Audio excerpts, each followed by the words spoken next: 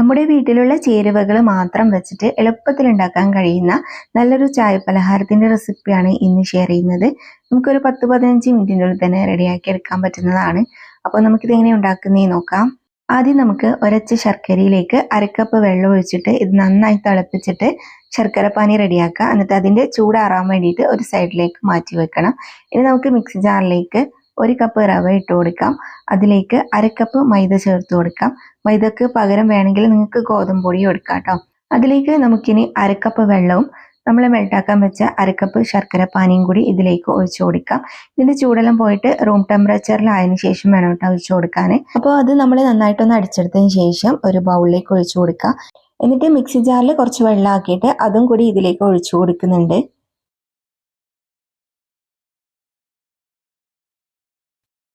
ഇനി ഇത് നല്ലതുപോലെ മിക്സ് ആക്കി എടുത്തതിന് ശേഷം നമുക്കൊരു 10 മിനിറ്റ് റെസ്റ്റ് ചെയ്യാൻ വേണ്ടിയിട്ട് വെക്കാം. 10 മിനിറ്റിന് ശേഷം റവയൊക്കെ നന്നായിട്ട് കുതിർന്നിട്ട് വന്നിട്ടുണ്ടാവും.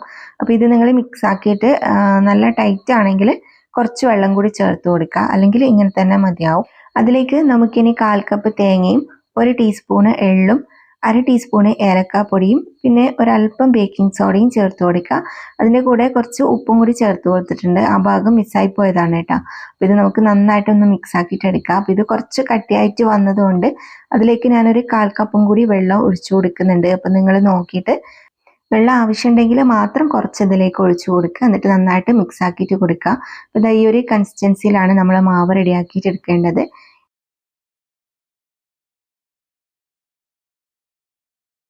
അപ്പോൾ ഇത് കുക്ക് ചെയ്യാൻ വേണ്ടിയിട്ട് നമ്മൾ കുറച്ച് ഓയിൽ നന്നായിട്ട് ചൂടാക്കിയതിന് ശേഷം അതിലേക്ക് നമുക്ക് 1 സ്പൂണ് മാവ് ഒഴിച്ച് കൊടുക്കാം.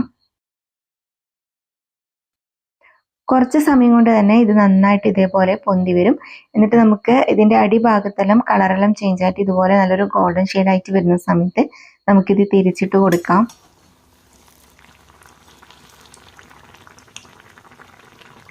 അതേപോലെ തന്നെ ഇതിന്റെ മറ്റേ സൈഡും 1-2 മിനിറ്റ് വെച്ചിട്ട് ഇതുപോലെ തന്നെ കളർ നല്ല ചേഞ്ച് ആയിട്ട് വരും. ആ സമയത്ത് നമുക്ക് ഇതിൽ നിന്ന് കോരി മാറ്റാം. അപ്പോൾ ഇതുപോലെ തന്നെയാണ് നമ്മൾ ബാക്കിയുള്ളതും റെഡിയാക്കിയിട്ട് എടുക്കേണ്ടത്. പിന്നെ ഫസ്റ്റ് നമ്മൾ എണ്ണ നന്നായിട്ട് ചൂടാക്കിയതിന് ശേഷം പിന്നെ ഒരു ലോ ടു മീഡിയം ഫ്ലെയിമിൽ വെച്ചിട്ട് വേണം ഫ്രൈ ആക്കി എടുക്കാൻ. എന്നാൽ മാത്രമേ ഇതിന്റെ ഉൾഭാഗം വെന്ത് കിട്ടൂ കേട്ടോ. നമ്മൾ ഫുൾ ടൈം ഹൈ ഫ്ലെയിമിൽ തന്നെ വെച്ചാൽ ഇതിന്റെ ഉൾഭാഗം വെന്ത് കിട്ടില്ല, പുറമേ മാത്രം ക്രിസ്പി ആയിട്ട് വരും. അപ്പോൾ അതുകൊണ്ട് നമ്മളൊരു മീഡിയം ടു ലോ ഫ്ലെയിമിൽ വെച്ചിട്ട് കുക്ക് ചെയ്തെടുത്താൽ ഇതിന്റെ ഉൾഭാഗമൊക്കെ നന്നായിട്ട് തന്നെ വെന്ത് കിട്ടും. അതേപോലെ തന്നെ നമ്മളിങ്ങനെ സൈഡിൽ നിന്ന് എണ്ണ ഇതിന്റെ മുകളിലേക്ക് ആക്കി കൊടുക്കുകയാണെങ്കിൽ നമുക്ക് പെട്ടെന്ന് ഇതേപോലെ തന്നെ പൊന്തി വരും. ഇതേപോലെ നന്നായിട്ട് പൊങ്ങി വന്നു കഴിഞ്ഞാൽ നമുക്ക് തിരിച്ചിട്ട് കൊടുത്തിട്ട് മറ്റേ സൈഡും കൂടി കുക്ക് ചെയ്തിട്ട് എടുക്കാം. പിന്നെ ഞാനിപ്പോൾ 1 ശർക്കര മാത്രമേ മെൽട്ടാക്കിയിട്ടുള്ളൂ. അപ്പോൾ ഇതൊരു മീഡിയം മധുരമാണ് ഉണ്ടാവുക. പിന്നെ നല്ല മധുരം വേണമെന്നുള്ളവരാണെങ്കിൽ 2 അച്ച് ശർക്കര മെൽട്ടാക്കിയിട്ട് ഇതിലേക്ക് ചേർത്ത് കൊടുത്താൽ മതി കേട്ടോ. അപ്പോൾ നമുക്ക് സ്കൂൾ വിട്ട് വരുന്ന കുട്ടികൾക്കെല്ലാം ഈസി ആയിട്ട് ഉണ്ടാക്കി കൊടുക്കാൻ പറ്റുന്ന ഒരു റെസിപ്പിയാണ്. തേങ്ങയും റവയും ഒക്കെ ഉണ്ടെങ്കിൽ എളുപ്പത്തിൽ ഉണ്ടാക്കാൻ പറ്റുന്നതാണ്. അപ്പോൾ ഇന്നത്തെ വീഡിയോ ഇത്രയേ ഉള്ളൂ. ഇന്നത്തെ റെസിപ്പി നിങ്ങൾക്ക് എല്ലാവർക്കും ഇഷ്ടപ്പെട്ടു എന്ന് വിചാരിക്കുന്നു. അപ്പോൾ എല്ലാവരും ട്രൈ ചെയ്ത് നോക്കുക. വീഡിയോ ഇഷ്ടപ്പെട്ടാൽ ലൈക്ക് ചെയ്യുക, ഷെയർ ചെയ്യുക, കമൻറ്റ് ചെയ്യുക.